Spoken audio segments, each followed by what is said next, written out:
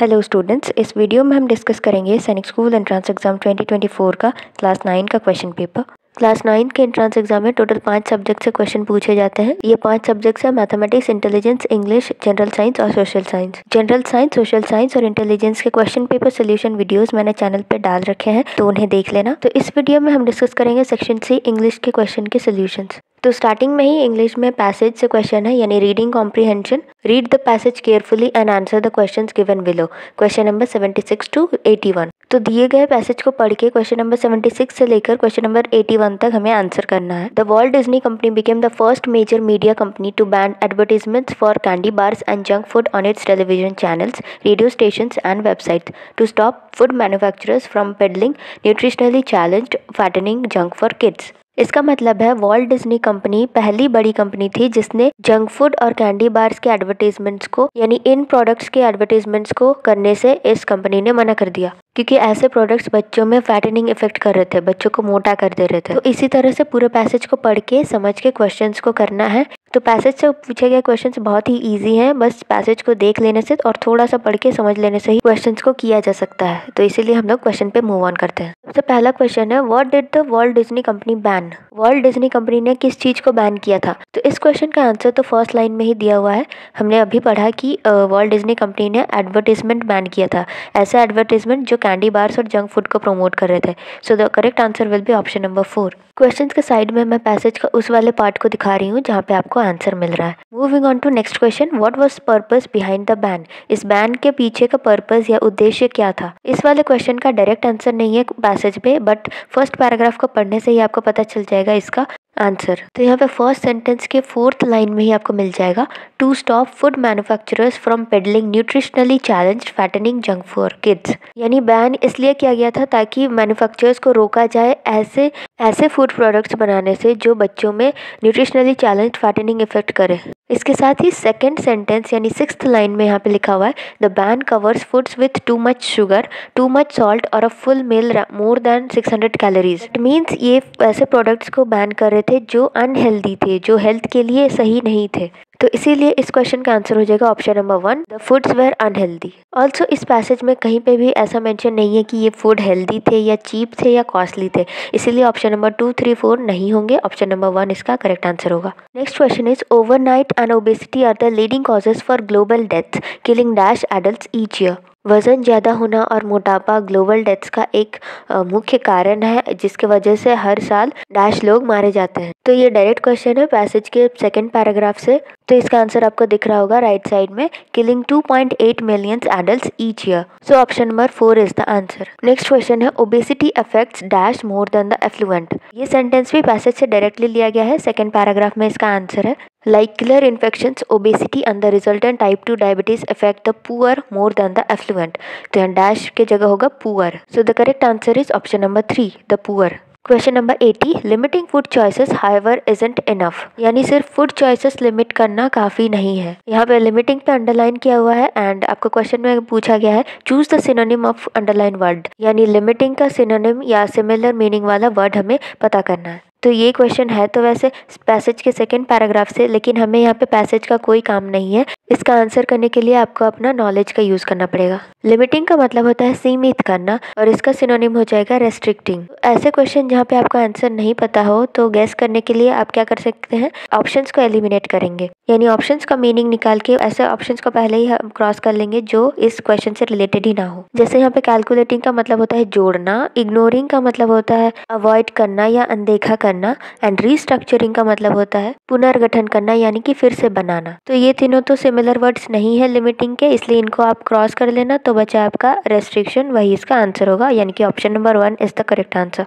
Next question, choose the correct option. The antonym of माइजर is, यानी कि माइजर word का हमें एंटोनिम यानी ऑपोजिट वर्ड ढूंढना है। Miser means a person who is rich but not ready to give और lend money to others. यानी ऐसा इंसान जिसके पास बहुत सारा पैसा तो है, जो अमीर तो है बट वो किसी को दान नहीं करना चाहता है, यानी सीधी भाषा में बोले तो कंजूस।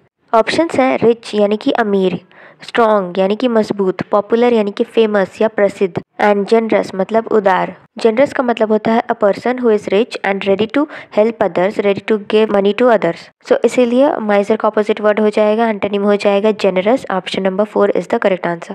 Question number 82, choose the correct option from the following, यानी कि हमें ब्लैंक्स को कंप्लीट करना है ऑप्शन में से सिलेक्ट करके सही word. Her uncle who dash to her was dash. तो ऐसे क्वेश्चन में आप क्या कर सकते हो, सारे ऑप्शंस को एक एक बार से चेक कर लेना पुट करके ब्लैंक्स में, जिस भी ऑप्शन से सबसे बेटर मीनिंग आए, सबसे अच्छा मतलब निकले सेंटेंस का, उसी ऑप्शन को आपको सिलेक्ट करना है। तो फर्स्ट ऑप्शन को चेक करते हैं। Her uncle who had been kind to her was dead, यानी उसके चाचा जो उसके प्रति दयालु थे वो मर गए। तो इस सेंटेंस से तो अच्छा मीनिंग निकल रहा है, बाकी ऑप्शंस को भी हमें चेक कर लेना है। अगर हम सेकेंड ऑप्शंस के वर्ड्स को यूज करें तो होगा her uncle who was dead to her was kind, उसके चाचा जो उसके प्रति मर चुके थे वो दयालु थे।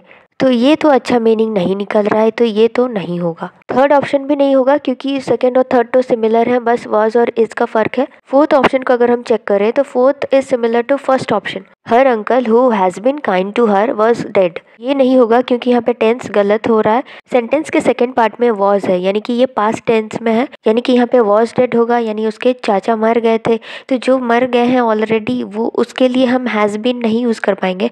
हैज बीन तो प्रेजेंट के लिए यूज होता है, इसीलिए ऑप्शन नंबर 4 भी नहीं होगा। ऑप्शन नंबर 1 ही इसका करेक्ट आंसर है।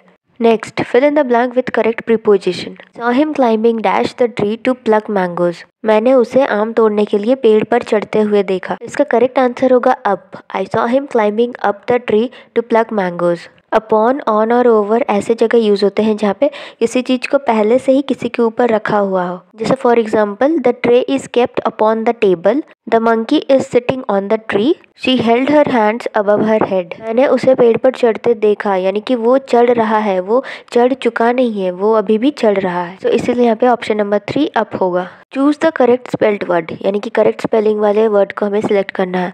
तो जिस वर्ड का करेक्ट स्पेलिंग हमें यहाँ पे ढूंढना है वो है ऑटोनोमस, जिसका स्पेलिंग होता है AUTONOMOUS, यानी कि ऑप्शन नंबर 2। ऑटोनोमस का मतलब होता है सेल्फ गवर्निंग या independent. Next, choose the correct sentence having an adverb. तो ऐसे सेंटेंस को सिलेक्ट करना है जहाँ पे हमें एडवर्ब मिले। एडवर्ब ऐसे पार्ट्स ऑफ स्पीच होते हैं जो वर्ब को डिस्क्राइब करते हैं, वर्ब कैसा है इसके बारे में बताते हैं। जैसे नाउन और प्रोनाउन को डिफाइन या डिस्क्राइब करते हैं एडजेक्टिव, उसी तरीके से वर्ब को डिस्क्राइब करते हैं adverb. Okay, so first sentence है he waited long for me, उसने मेरा बहुत देर तक इंतजार किया। यहाँ पे ही प्रोनाउन है, वेटेड वर्ब है, फॉर प्रीपोजिशन है, me is again pronoun and long है यहाँ पे adverb. He waited long for me, उसने काफी देर मेरा इंतजार किया।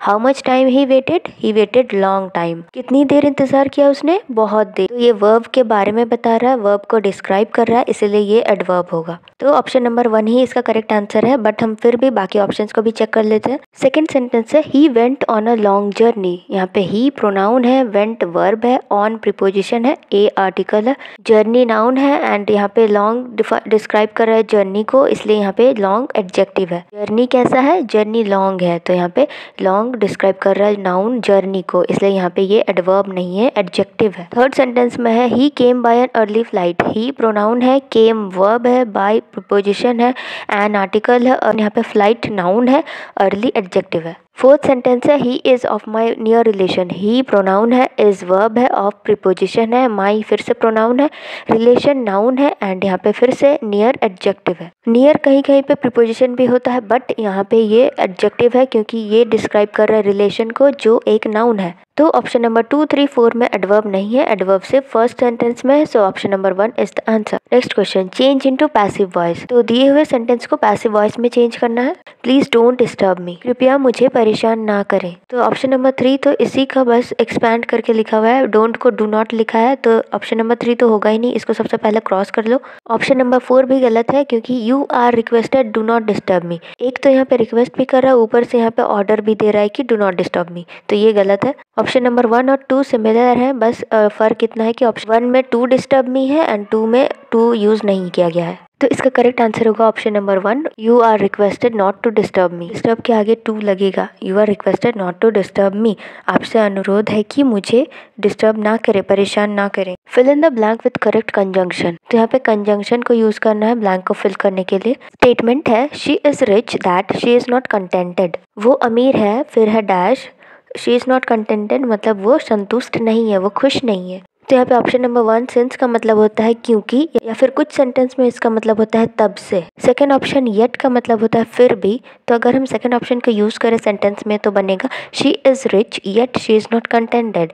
मतलब वो रिच है, वो अमीर है, पर फिर भी वो खुश नहीं है, वो संतुष्ट नहीं है। तो येट यहाँ पे अच्छा मीनिंग बना रहा है, तो इसीलिए ऑप्शन नंबर 2 येट इसका करेक्ट आंसर होगा। एज का मतलब होता है जैसा, और वाइल का मतलब ड्यूरिंग दैट टाइम या व्हेन। तो ये दोनों ही ऑप्शन ब्लैंक में फिट नहीं खा रहे हैं, इसलिए ऑप्शन नंबर 2 येट इसका करेक्ट आंसर होगा। Next, change the given sentence to passive voice. तो फिर से एक्टिव टू पैसिव चेंज करना है। सेंटेंस है people speak different languages all over the world.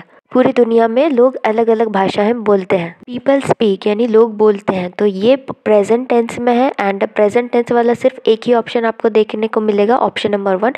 Option number 2, 3 और 4 इन तीनों में वेर, वॉज और वर है, यानी कि ये पास्ट टेंस में है ये तीनों सेंटेंस, तो ये तीनों तो नहीं होंगे। ऑप्शन नंबर 1 बचा, different languages are spoken all over the world. यहाँ पे आर यूज हुआ है और आर प्रेजेंट टेंस में होता है, तो यही सिर्फ प्रेजेंट टेंस में है, एंड यही करेक्ट आंसर है। इसका मतलब है पूरी दुनिया में अलग अलग भाषाएं बोली जाती हैं, तो ये पैसिव वॉइस है। सो option number 1 is the correct answer. Next, choose the correct meaning of the given idiom या फ्रेज। तो इस इडियम यानी मुहावरे का हमें मीनिंग निकालना है।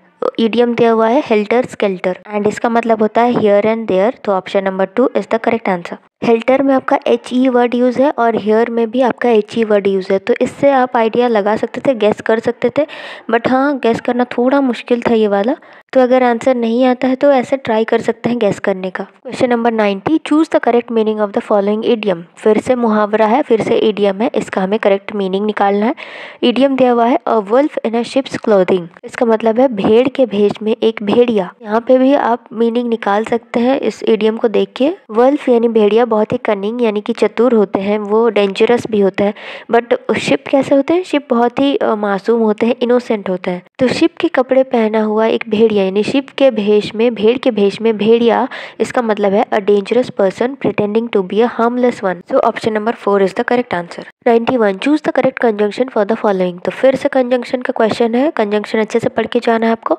This is the ring dash she gifted me. तो इसका करेक्ट आंसर हो जाएगा option number 3 that. This is the ring that she gifted me, यानी कि ये वो रिंग है जो उसने मुझे दिया है। बिसाइड का मतलब होता है कि बगल में, वेयर का मतलब होता है कहाँ, इफ का मतलब होता है अगर। तो ये तीनों ही इस ब्लैंक में फिट नहीं खा रहे हैं, ऑप्शन नंबर 3 दैट इसका करेक्ट आंसर होगा। Next, fill in the blank. Neither she dash he was present in the class. बच्चों, नीदर के साथ हमेशा नॉर यूज होता है। Neither she nor he was present in the class, इसका मतलब है ना तो वो लड़की और ना ही वो लड़का प्रेजेंट थे उस दिन क्लास में। सो option number 1 nor is the correct answer. जैसे नीदर के साथ नॉर यूज किया जाता है, उसी तरह से ईदर के साथ क्या यूज किया जाता है ये आप कमेंट सेक्शन में बताना, क्योंकि ईदर से भी क्वेश्चन पूछा जाता है एंट्रेंस एग्जाम में। तो लेट मी चेक कितनों को आता है आप में से। Next question, fill in the blank dash she lost her daughter. उसने अपनी बेटी खो दी। तो ये एक दर्दनाक इंसिडेंट है, सैड मोमेंट है, एंड सैड मोमेंट्स के लिए, सैड इंसिडेंट्स के लिए यूज किया जाता है alas. Alas she lost her daughter, इसका करेक्ट आंसर हो जाएगा ऑप्शन नंबर 2। तो ये सारे ऑप्शंस इंटरजेक्शन है, यानी कि प्रीपोजिशन, कंजंक्शन और इंटरजेक्शन से क्वेश्चन पूछे गए हैं। Next, choose the most appropriate option. Reema is too generous not to help the needy. तो ये एक सेंटेंस दिया हुआ गया है, इसका करेक्ट मीनिंग वाला सेंटेंस हमें यहाँ से सिलेक्ट करना है। जनरस का मतलब थोड़ी देर पहले ही हमने डिस्कस किया है। जनरस का मतलब है उदार, ऐसा इंसान जो रिच है और साथ ही हेल्प करने के लिए रेडी हो। तो इसका करेक्ट आंसर हो जाएगा option number 2। Reema is so generous that she can help the needy, यानी कि रीमा इतनी उदार है कि वो नीडी यानी जरूरतमंदों को हेल्प कर सकती है। Superlative degree of top is dash, toppest, top most, toppest या मोस्ट टॉप। तो 3 डिग्रीज होती हैं एडजेक्टिव्स की, पॉजिटिव, कंपैरेटिव एंड सुपरलेटिव। जैसे गुड का कंपैरेटिव हो जाएगा बेटर एंड सुपरलेटिव हो जाएगा बेस्ट, उसी तरीके से टॉप का सुपरलेटिव होता है topmost. So option number 2 is the correct answer. 96, choose the correct option indicating the meaning of the given sentence. तो एक सेंटेंस दिया गया है, इसका करेक्ट मीनिंग वाला सेंटेंस हमें ऑप्शन में से सिलेक्ट करना है। So the sentence is she is too slow to be a runner. इसका मतलब है वो रनर बनने के लिए काफी स्लो है। तो इसका करेक्ट मीनिंग वाला ऑप्शन हो जाएगा option number 3, she is so slow that she can not be a runner. इसका मतलब है वो बहुत स्लो है, इसलिए वो रनर नहीं बन सकती। नेक्स्ट क्वेश्चन है, choose the correct question tag for the following sentence. तो क्वेश्चन टैग यानी कि ऐसा फ्रेज हमें यूज करना है जिससे ये सेंटेंस एक इंट्रोगेटिव सेंटेंस बन जाए। सेंटेंस है, it is quite hot outside today question mark. तो क्वेश्चन टैग बनाने के लिए जो वर्ब यूज़ किया जाता है उसी को फिर से यूज़ करते हैं, फिर उसमें नॉट यूज़ करते हैं एंड देन जो सब्जेक्ट यूज़ किया गया है सेंटेंस में उसे यूज़ करते हैं। तो यहाँ पे वर्ब है इज़, तो यहाँ पे फिर से हम इज़ यूज़ करेंगे, उसके बाद नॉट यूज़ करेंगे एंड सब्जेक्ट है इट, तो फिर यहाँ पे हम नॉट के बाद इट यूज़ करेंगे, तो हो जाएगा इज़ नॉट इट। तो इज़ नॉट इट को हम शॉर्ट में लिखते हैं इज़न्ट इट, तो क्वेश्चन टैग बन जाएगा isn't it. It is quite hot outside today isn't it, यानी कि आज बाहर बहुत गर्मी है ना। सो option number 2 is the correct answer. Question number 98, spot the error, यानी कि यहाँ पे एरर अगर है कोई सेंटेंस में तो उसे हमें ढूंढना है, गलती ढूंढना है। He is the carpenter who made my chair, इसका मतलब है ये वो कारपेंटर है जिसने मेरे चेयर को बनाया है। तो यहाँ पे सेंटेंस को 4 हिस्सों में काटा गया है एंड अगर किसी भी हिस्से में एरर है तो उस हिस्से को सिलेक्ट करना है। तो यहाँ पे कोई भी एरर नहीं है, इसीलिए option number 4 no error will be the answer. Next question is change the given sentence into indirect narration, तो ये डायरेक्ट से इनडायरेक्ट सेंटेंस में चेंज करना है। Rita said to me I never eat junk food, तो यहाँ पे रिपोर्टिंग वर्ब है सेड, तो ये चेंज हो जाएगा टोल्ड में। और सिंस रिपोर्टिंग वर्ब यानी सेड जो है वो पास्ट टेंस में है, इसलिए कोटेशन मार्क के अंदर वाला सेंटेंस का टेंस भी पास्ट टेंस में चेंज हो जाएगा। करेक्ट आंसर होगा option number 1, Rita told me that she never ate junk food. Said change हुआ टोल्ड में, दैट ऐड हुआ क्योंकि इनडायरेक्ट में दैट यूज़ किया जाता है। उसके बाद आई चेंज हुआ शी में, क्योंकि रीता अपने बारे में बता रही थी इसलिए शी यूज़ हुआ। एंड नेवर के बाद ईट था, तो ईट प्रेजेंट में था, अब ये चेंज होके पास्ट में हो गया। सो ईट का पास्ट होता है एट, तो she never ate junk food. Question number 100 फिर से डायरेक्ट टू इनडायरेक्ट स्पीच में चेंज करना है। सेंटेंस है they said to Rahul we are watching cricket, उन्होंने राहुल को बोला कि वो क्रिकेट देख रहे हैं। तो यहाँ पे भी सेड जो है वो पास्ट टेंस में है, तो ये चेंज हो जाएगा टोल्ड में। उसके बाद दैट यूज होगा एंड वी आर वॉचिंग, ये कौन बोल रहे थे, दे, तो वी चेंज हो जाएगा दे में। और सेंटेंस का रिपोर्टिंग वर्ब है सेड जो कि पास्ट टेंस में है, इसीलिए कोटेशन मार्क के अंदर का सेंटेंस भी पास्ट टेंस में चेंज हो जाएगा। तो वी आर है तो आर चेंज हो जाएगा वर में, तो सेंटेंस बनेगा they told Rahul that they were watching cricket, यानी कि ऑप्शन नंबर 2 इसका करेक्ट आंसर होगा। तो ये थे इंग्लिश के 25 क्वेश्चंस। तो इससे पहले मैंने सोशल साइंस, जनरल साइंस और इंटेलिजेंस के question paper solution videos upload कर रखे हैं चैनल पे, जो आपको स्क्रीन पे दिख रहे होंगे। यहाँ से क्लिक करके देख लेना, और अगर वीडियो पसंद आई हो तो please like, share and subscribe. मिलते हैं अगली वीडियो में।